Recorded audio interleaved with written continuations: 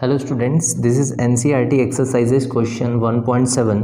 Question में हमसे बोला है an electrostatic field line is a continuous curve that is a field line can not have sudden breaks, why not.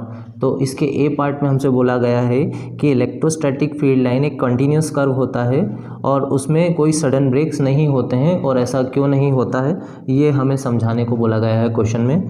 तो electric field lines की हम properties पढ़ चुके हैं, जिसमें कि हमने समझा था कि इलेक्ट्रिक फील्ड लाइन जब किसी आइसोलेटेड चार्ज की बात करें, हम आइसोलेटेड पॉजिटिव चार्ज की, तो आइसोलेटेड पॉजिटिव चार्ज के केस में electric field lines positive charge से स्टार्ट होती हैं और ये इन्फिनिटी पर जाके टर्मिनेट होती हैं। तो ये तो होता है हमारा कब, जब एक आइसोलेटेड पॉजिटिव चार्ज हो। अब हम एक आइसोलेटेड नेगेटिव चार्ज ले लें तो हमारी इलेक्ट्रिक फील्ड लाइंस इन्फिनिटी से आती हैं और टर्मिनेट होती हैं चार्ज पर नॉर्मली।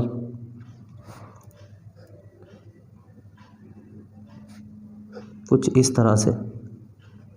तो ये होता है हमारा नेगेटिव चार्ज के केस में। अब हम एक सिस्टम कंसिडर कर लें जिसमें एक पॉजिटिव चार्ज है और एक नेगेटिव चार्ज है। तो हमारी electric field lines positive charge से नॉर्मली स्टार्ट होती हैं और टर्मिनेट होती हैं नेगेटिव चार्ज पर नॉर्मली। कुछ इस तरह से बन जाएंगी इलेक्ट्रिक फील्ड लाइंस।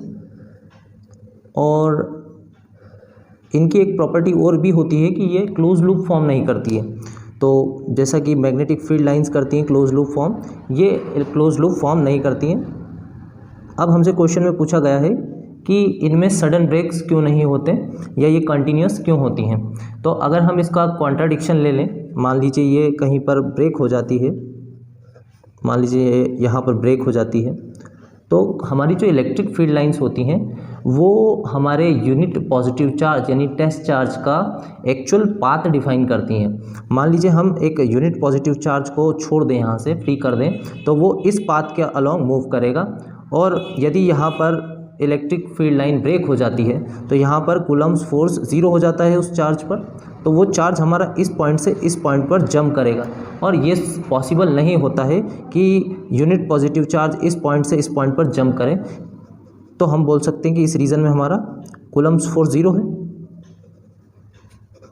और ऐसा पॉसिबल नहीं है क्योंकि एक चार्ज अपने सराउंडिंग में दूसरे चार्ज पर कंटिन्यूसली फोर्स लगाता है, Coulomb's force.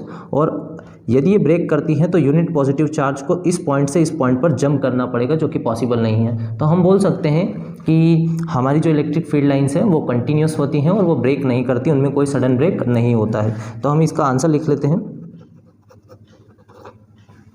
N electrostatic field lines, an electrostatic field line represent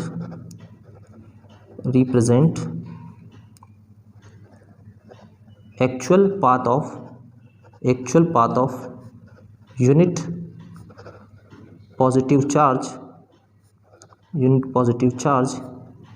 an electric field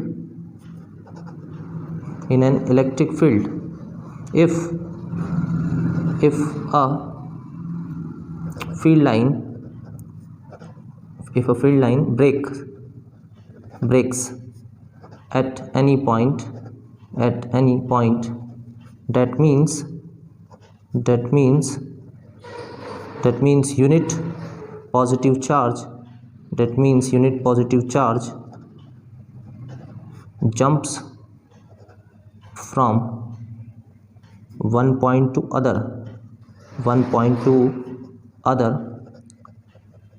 which is impossible, therefore we can say,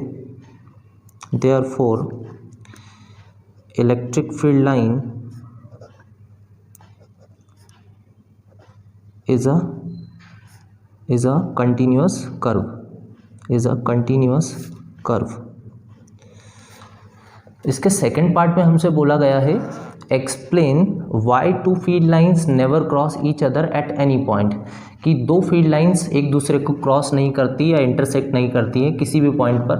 ये चीज़ हमें समझानी है और ऐसा क्यों होता है। अगर हम इसका भी कॉन्ट्राडिक्शन ले लें, मान लें कि दो इलेक्ट्रिक फील्ड लाइंस किसी पॉइंट पर इंटरसेक्ट कर रही हैं, तो ये हमने दो इलेक्ट्रिक फील्ड लाइंस ले ली हैं और जो एक दूसरे को इंटरसेक्ट कर रही हैं इस पॉइंट पर।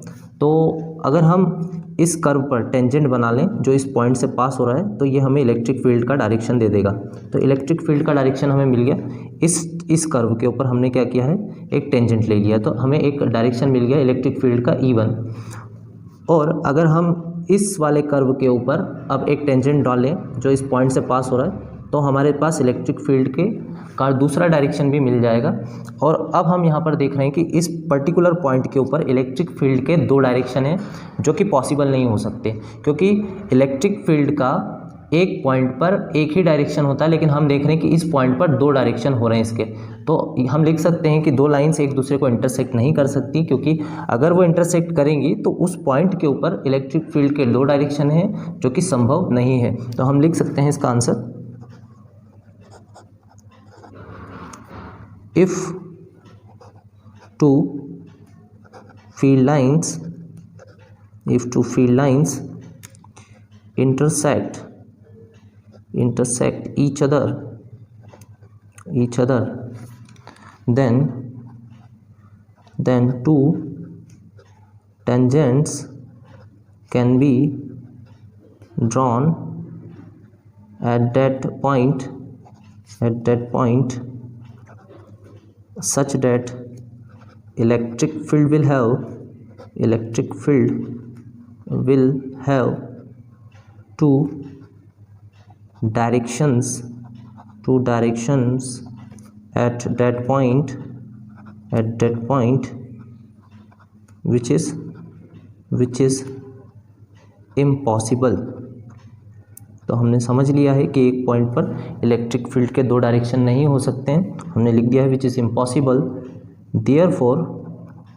देयरफॉर हम बोल सकते हैं two field lines never cross या नेवर इंटरसेक्ट ईच अदर। तो आई होप ये क्वेश्चन आपको समझ में आया होगा। इससे रिलेटेड अगर कोई डाउट रहता है आपको तो हमें कमेंट सेक्शन में बता सकते हैं।